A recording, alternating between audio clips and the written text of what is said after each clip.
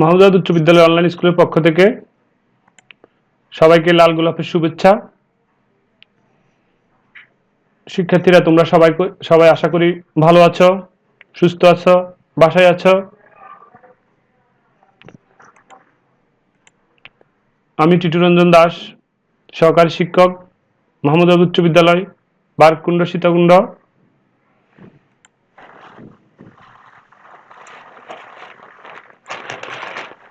শিক্ষার্থী বন্ধুরা, আজকে আমরা গণিত শ্রেণী ষষ্ঠ অধ্যায় অষ্টম তোমাদের যে সংক্ষিপ্ত সিলেবাস, বর্তমান সরকার আমাদের যে সংক্ষিপ্ত সিলেবাসটা দিয়েছে তারই আলোকে আজকে আমি একটি ক্লাস করাবো। তোমরা বই খাতা কলম নিয়ে পড়ার টেবিলে বসে পড়ো। আশা করি তোমরা বই খাতা কলম নিয়ে পড়ার টেবিলে বসে পড়েছ।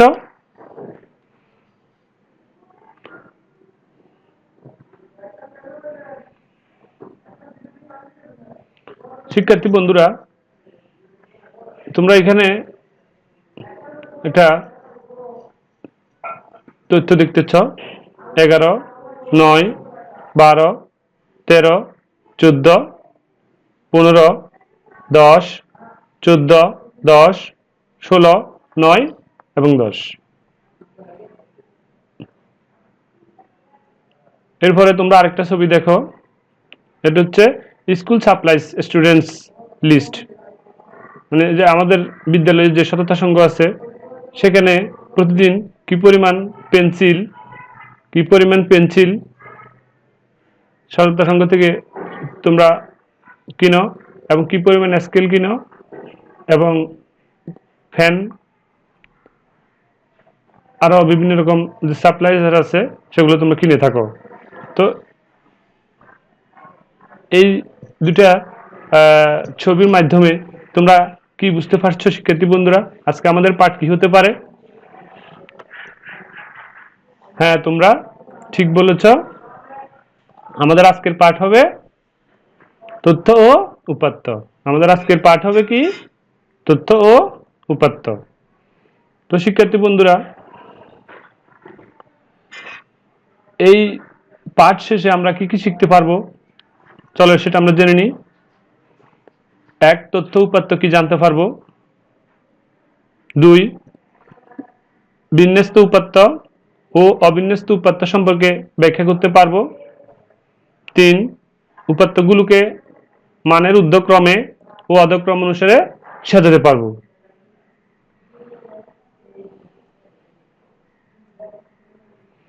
তথ্য কাকে বলে? শিক্ষার্থী বন্ধুরা, যে কোনো গবেষণা কাজে ব্যবহারের জন্য অনুসন্ধান ক্ষেত্র হতে সংগৃহীত পর্যবেক্ষণ মান, উপাদান বা বস্তুকে তথ্য বলে। তথ্য কাকে বলে? যে কোনো গবেষণা কাজে ব্যবহারের জন্য অনুসন্ধান ক্ষেত্র হতে সংগৃহীত পর্যবেক্ষণ মান, উপাদান বা বস্তুকে কি বলা হয়? তথ্য বলে।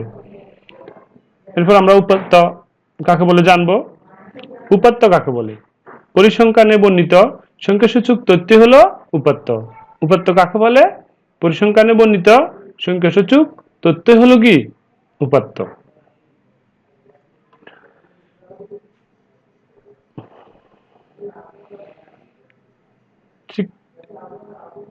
শিক্ষার্থী বন্ধুরা, তোমাদের পাঠ্য বইয়ের তোমরা দেখো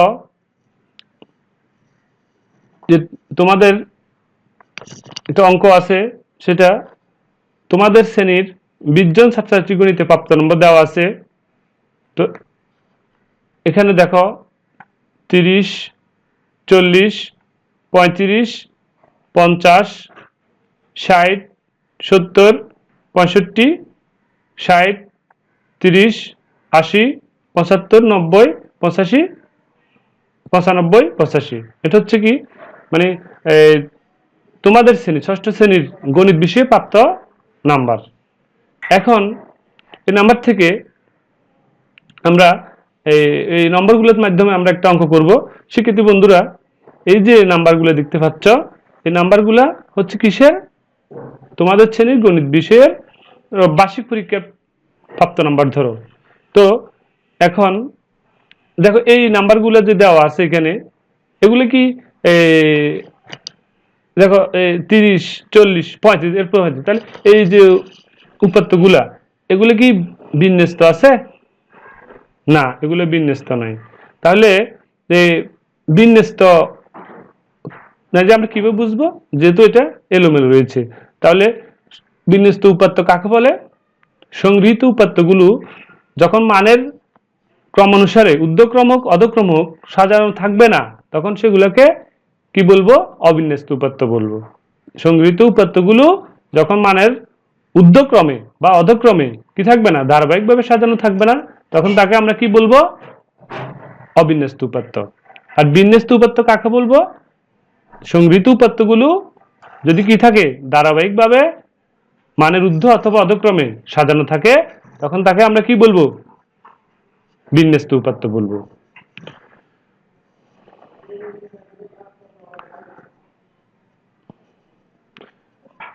এখন আমরা উপাত্তগুলোকে বিন্যস্ত করব। তাহলে দেখো আমাদের প্রথমে এই 30, এরপরেও 30, এরপরে 35, এরপরে 40, এরপর 40, এরপর 50, এরপর 60, 60, 60, 65, 70, 70, 75, 75, 80, 85, 90, 90, 100। হ্যাঁ, দেখো এখন আমাদের এই যে উপাত্তগুলোকে বিন্যস্ত করা হলো। তাহলে আমরা বুঝতে পারছি এই যে বিন্যস্ত উপাত্ত আমরা কিছুক্ষণ আগে জেনেছিলাম যে সংগৃহীত উপাত্তগুলো যদি কি থাকে, মানের ঊর্ধ্ব অথবা অধক্রমের ধারাবাহিকভাবে কি থাকে, সাজানো থাকে, তাকে কি বলা হয়? বিন্যস্ত উপাত্ত বলে। দেখো তো আমাদেরকে উপাত্তগুলোকে বিন্যস্ত করার জন্য বলছে, তো আমরা সেই জন্য উপাত্তগুলো কি করেছি, মানের ক্রমানুসারে ছোট থেকে মানে ছোট থেকে বড় দিকে অর্ধক্রমে, তাহলে ঊর্ধ্বক্রমে সাজাইছি আমরা। তাহলে ঊর্ধ্ব হচ্ছে কি 30 থেকে 30, এরপর 35, 40, 40, 50, 60, 60, 65, 70, 75, 75, 80, 85, 90, 90, 100।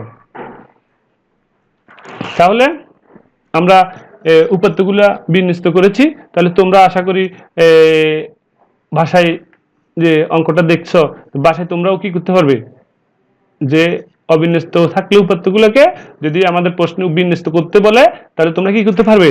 বিন্যস্ত করতে পারবে। তাহলে আমরা এর পরের অঙ্কে চলে যাচ্ছি।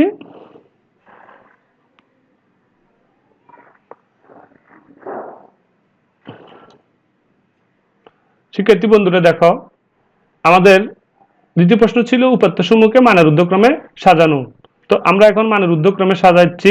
দেখো একই রকম অবিন্যস্ত, যে ঊর্ধ্বক্রম বললে আমরা ছোট থেকে বড় দিকে, ঊর্ধ্বক্রম মানে হচ্ছে কি ছোট থেকে বড় দিকে, 30, 30, 35, 40, 40, 50, 60, 60, 60, 65, 70, 70, 75, 75, 80, 85, 90, 90, 100। মানের ঊর্ধ্বক্রমে কি সাজানো। তাহলে মানের ঊর্ধ্বক্রমে যদি আমাদেরকে প্রশ্ন যদি বলা যায় উপাত্ত সমূহ কি করো, মানের ঊর্ধ্বক্রমে সাজাও, তাহলে আমরা কি করব? মানটা ছোট থেকে বড়ের দিকে সাজাবো। ঊর্ধ্বক্রম মানে হচ্ছে কি, ঊর্ধ্বক্রম মানে হচ্ছে কি ছোট থেকে বড়ের দিকে সাজানো। ঊর্ধ্বক্রম হচ্ছে কি ছোট থেকে বড় ক্রমে সাজানো। তাহলে আমরা ছোট থেকে 30, 30 এবং 30-এর পরে 35 বড়, 30 থেকে বড় 35, এবং 35 পরে 40, এবং 40-এর পরে 50 বড়, 50-এর পরে 60। দেখো আমরা ধারাবাহিকভাবে কি উপরের দিকে কি সাজিয়ে গিয়েছি। তো আমরা আশা করি মানে ঊর্ধ্বক্রমে সাজাতে পারবো।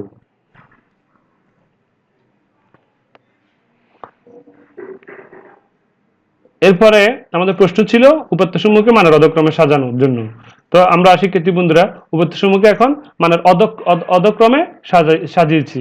তো অধক্রম বলতে আমাদের সবচেয়ে বড়টা, যে বড় যে উপাত্তটা থাকবে সেটা আমরা কি করব, আগে লিখবো। তো এখানে সবচেয়ে বড় ছিল 100, সেজন্য সেটা আগে। এরপরে 95, এরপর 90, 90, 85, 85, 75, 75, 70, 65, 60, 60, এভাবে করে আমরা কি ছোটর দিকে আসছি। অধক্রম হচ্ছে কি, তাহলে বড় থেকে কি করব, মানের দিকে ছোটর দিকে আসব, বড় থেকে ছোটর দিকে আমরা যাব, সেটা হচ্ছে কি অধক্রম। সেটা হচ্ছে কি শিক্ষার্থী বন্ধুরা, অধক্রম। তাহলে আশা করি তোমরা বুঝতে পারছো।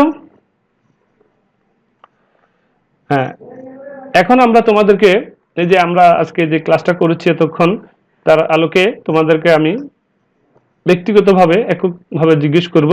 তোমরা সবাই মনোযোগ দাও আমার প্রশ্নের দিকে। সাজেদা, তুমি বলো অবিন্যস্ত উপাত্ত কি? হ্যাঁ, তুমি ঠিক বলেছ।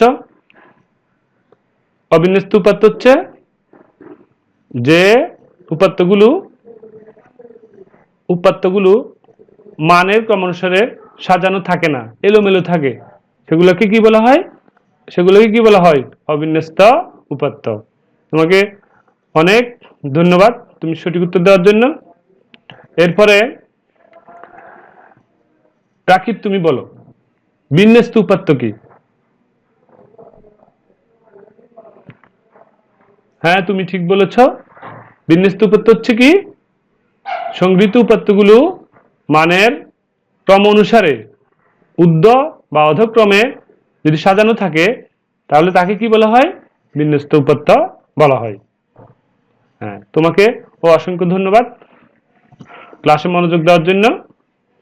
তুমি সঠিক উত্তর দিয়েছ। এরপর আমরা তোমাদেরকে একটা দলীয় কাজ দিব। হ্যাঁ, তোমরা এখানে 5 জন, দল 1, এরপরে তোমরা 5 জন, দল 2, এবং তোমরা 5 জন, দল 3। হ্যাঁ, তোমরা প্রশ্নটা লিখে নাও যে উপাত্তসমূহকে মানের ঊর্ধ্বক্রমে সাজাও। 32, 22, 65, 87, 89, 21, 46, 33, 45, 65, 76, 23, 56, 76, 87, 88। হ্যাঁ, তোমরা এখন আমাকে এই অঙ্কটা করে দাও।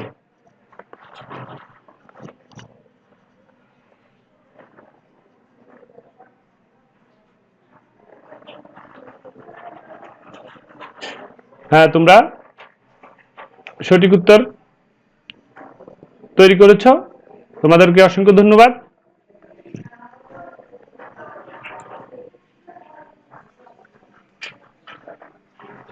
এখন আমরা আজকের যে ক্লাসে যে বিষয়টা আমরা আলোচনা করেছি, তথ্য উপাত্ত, অবিন্যস্ত উপাত্ত কাকে বলে, বিন্যস্ত উপাত্ত কাকে বলে, ঊর্ধ্বক্রম, অধক্রম, এ সম্পর্কে আমি তোমাদেরকে একটা বাড়ি কাজ দিব। তোমরা সবাই সুন্দরভাবে বাড়ির কাজটা খাতায় তুলে নাও এবং পরবর্তী ক্লাসে তোমরা সুন্দরভাবে প্রস্তুত করে নিয়ে আসবে। হ্যাঁ, তোমরা প্রশ্নটা লিখো। 33, 76, 33, 44, 76, 32, 54, 22, 66, 87, 21, 65, 39, 35, 51, 50, 46, 56, 64, 75, 78। তাহলে প্রশ্নটা তোমরা লিখো। তোমাদের করতে হবে কি? উপাত্তগুলোকে মানের ঊর্ধ্বক্রম ও অধক্রম অনুসারে সাজিয়ে নিয়ে আসতে হবে। তোমাদের কাজ হচ্ছে কি তাহলে? এই যে উপাত্তগুলা, এই যে প্রশ্নটা, এই প্রশ্নটার উত্তর দিতে হবে তোমাদেরকে। উপাত্তগুলোকে মানের ঊর্ধ্বক্রমে ও অধক্রম অনুসারে কি করতে হবে? সাজিয়ে নিয়ে আসতে হবে। আশা করি তোমরা সবাই প্রশ্নটা লিখে ফেলেছ। আশা করি তোমরা সবাই প্রশ্নটা লিখেছ। হ্যাঁ, ঠিক আছে। তোমরা এতক্ষণ আমার সাথে থাকার জন্য তোমাদের সবাইকে অনেক ধন্যবাদ।